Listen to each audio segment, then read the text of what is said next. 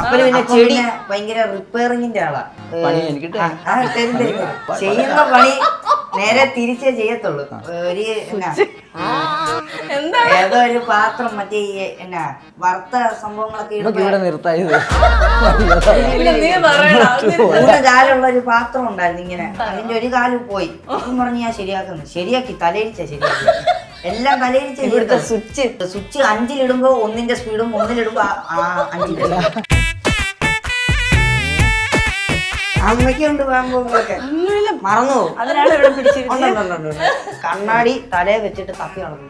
എന്റെ കണ്ണാടി ഉള്ളതല്ലേ റിമോട്ട് അറിയാവുന്ന ഫ്രിഡ്ജിനകത്ത് കൊണ്ട് വെച്ച് റിമോട്ട്. പണ്ടൊന്നും രുചി എങ്ങനെയുണ്ട്, കുറവാണോ ഉപ്പ് കുറവാണോ ഒന്നും പറയാൻ അറിയത്തില്ല. വലുതായപ്പോ അത്യാവശ്യം കുറച്ചൊക്കെ പറയാൻ അറിയാം. അതും പറയാൻ പേടിയാ. ഉപ്പ് കുറവാണോ എങ്കിൽ തന്നെ